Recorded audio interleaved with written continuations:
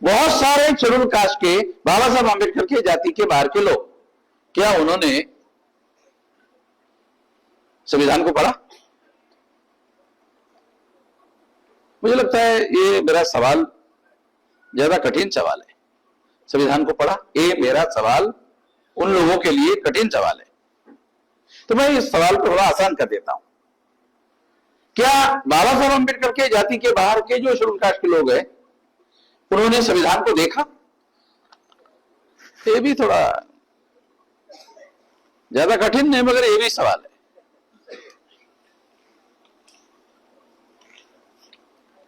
इसलिए मैं कह रहा हूं, जो इसके बारे में जागृत है वो ज्यादा जिम्मेदार लोग हैं। ये काम अगर हम लोग नहीं करेंगे तो वो संविधान खतरे में है। करेंगे तो संविधान खतरे में नहीं है। अगर इसके बारे में आरएसएस के लोग ओबीसी के लोगों के बीच में जाकर कहे कि संविधान की वजह से ओबीसी के लोगों को ज्यादा नुकसान हुआ, तो फायदा हुआ ऐसा बताने वाला उधर आदमी चाहिए। अगर कोई भी आदमी अगर फायदा नहीं हुआ ऐसा बताने वाला अगर आदमी नहीं ओबीसी में मिला, तो फिर तो आरएसएस की बात को स्वीकार करेंगे, ब्राह्मणों की बात को स्वीकार करेंगे वो लोग।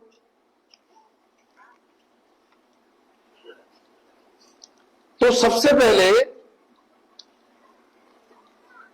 हम लोगों को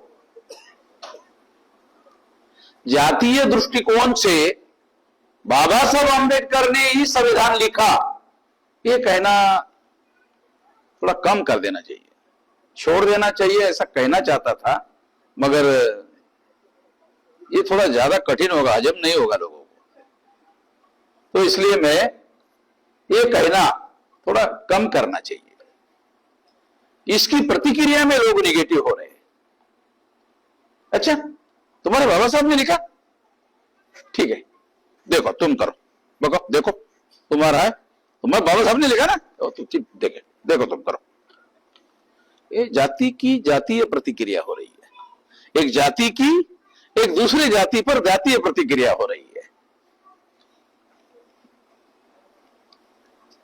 ऐसा कहने के बजाय संविधान के जो बहुमूल्य मूल्य है उनको प्रचारित करने के लिए, उनको समझाने के लिए काम करने की ज्यादा जरूरत है। और खास तौर पर शेड्यूल कास्ट के, बाबा साहब आंबेडकर के जाति के बाहर के लोगों को नहीं, बल्कि schedule caste, schedule tribe, other backward class और माइनॉरिटी के लोगों के बीच में जाकर यह बताने की जरूरत है। इतने तमाम लोगों के बीच में जाकर बताने की जरूरत है। ब्राह्मण तो ये कहेंगे संविधान ने हमको थोड़ी अधिकार दिया। ब्राह्मण तो ये कहेंगे संविधान ने हमको थोड़ी अधिकार दिया। संविधान ने जो अधिकार दिया वो तो हमको पहले से ही थे। हाँ, तो उनकी बात देखो, बहुत खास बात बता रहा हूं। संविधान ने ब्राह्मणों को कोई अधिकार दिया ये कहना गलत बात है। संविधान ने क्या किया, सभी को अधिकार दे दिया, उन सभी में ब्राह्मण भी है, उन सभी में ब्राह्मण भी है। तो इसलिए ब्राह्मण इस बात से दुखी है, सभी को क्यों दिया? जो हमको अधिकार थे सभी लोगों के बराबरी में हमको खड़ा कर दिया। हम सबसे ऊपर थे और हमको सभी के बराबरी में खड़ा कर दिया। इस हिसाब से तो ब्राह्मण को भारत के संविधान ने नीचा दिखाने का काम किया। इसने ब्राह्मण को नीचा दिखाने का काम किया। इस बात का केवल बाबा साहब आंबेडकर की जाति को गर्व नहीं होना चाहिए, बल्कि तमाम मूल्यवासी बहुजनों को गर्व होना चाहिए। मगर ये बताने का हुनर होना चाहिए ना तमाम लोगों को। जब लोग ऐसा कहते रहेंगे, हमारे बाबा साहब ने संविधान लिखा, तो लोग क्या बोले, अच्छा तुम्हारे बाबा साहब ने लिखा, ओके देख ले, देखो। तो ये मुझे लगता है जितना संभव हो ये कहना बंद कर देना, कहूंगा तो थोड़ा बहुत हजम नहीं होगा। मैं कहना यही चाहता हूं, बंद कर देना चाहिए, मगर हमारे लोगों को हजम नहीं होगा, इसलिए थोड़ा कम करना चाहिए।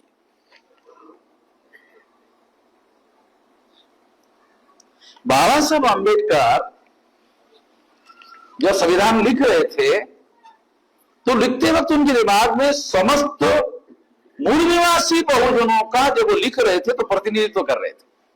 ये समझ में आता कितने लोगों को? जब वो लिख रहे थे तो वो जिस जाति के थे वो जाति को ध्यान में रखते हुए नहीं लिख रहे थे, बल्कि मनुस्मृति ने जिन तमाम मूल निवासी बहुजनों को अधिकार वंचित किया उन तमाम लोगों की तरफ से संविधान लिख रहे थे। अगर ऐसा बताना शुरू कर दिया तो तमाम लोगों को गर्व होगा, तमाम लोगों को गौरव होगा,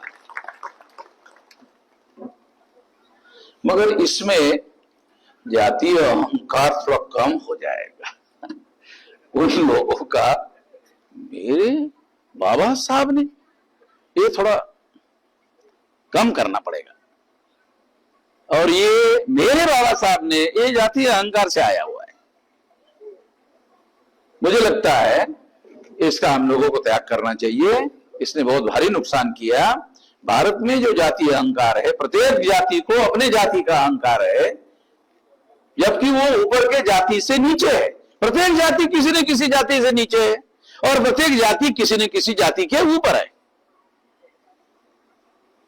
इसको बाबा साहब आंबेडकर ने एनिहिलेशन ऑफ कास्ट में ग्रेडेड इनइक्वालिटी कहा है, प्राथमिक असमानता कहा है।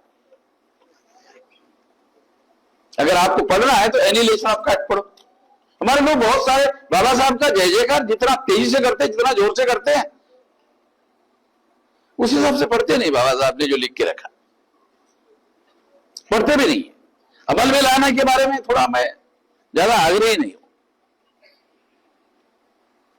क्यों अमल में लाते हैं। अरे ये छोड़ो, पहले तो पढ़ो भाई, पढ़ने के बाद उसको समझो, समझने के बाद उस पर अमल न करो। जो जातीय भावना है, ये जो भावना है, ये भावना दूसरों से हमें अलग करती है। इसी ने ऊंच और नीच की भावना पैदा करने वाली क्रमिक असमानता की जाति व्यवस्था का भारत में निर्माण किया। इस वजह से समस्याएं हैं। और ऐसे लोगों को समान नागरिकता, कितने लोगों को समझ में आता है समान नागरिकता? हमारे मतलब बाबा साहब आंबेडकर का गौरव करने वाले लोगों को, कितने लोगों को यह समझ में आता है समान नागरिकता? ये शब्द मैं प्रयोग कर रहा हूं, ये शब्द कितने लोगों को समझ में आता है समान नागरिकता? भारत के संविधान ने सभी लोगों की नागरिकता को समान घोषित कर दिया कि पहले तो उन्होंने नागरिक बनाया और सभी नागरिकों को, ऑल इंडियंस नहीं कहा इंडिया में, ऑल सिटीजन्स कहा है। थोड़ा पढ़ो आप लोग, all citizens are equal, all Indians are, ऐसी लैंग्वेज नहीं है। देखो ये चीजें बहुत बारीकी की है। इन बारीकियों को बाबा साहब आंबेडकर ने समझ कर लिखा। जिस भावना से, जिस बारीकी से उन्होंने लिखा, उस बारीकी से ही उसको समझना होगा और उसी हिसाब से उस पर अमल लाना होगा। तो इसके लिए जब आप ऐसा सोचते हो और अमल में लाते हो, तब ही आप बाबा साहब आंबेडकर के विचारधारा को आधार बनाकर कोई काम कर सकते हो। अन्यथा ये काम नहीं किया जा सकता। हम लोग मूल निवासी बहुजन समाज की बात जब करते हैं तो उसमें schedule caste, schedule tribe, other backward caste और माइनॉरिटी, इन तमाम लोगों को जागृत करने का काम करते हैं और जागृत करने के बाद उनको इकट्ठा करने का काम करते हैं। और इकट्ठा किए हुए लोगों की जो इकट्ठा शक्ति है उसका उपयोग और प्रयोग कास्टलेस सोसाइटी निर्माण करने के लिए करते हैं, क्योंकि कास्टलेस सोसाइटी शक्ति का निर्माण करके उपयोग करने से होगी। कास्टलेस सोसाइटी प्रचार से नहीं होगी, शक्ति से होगी।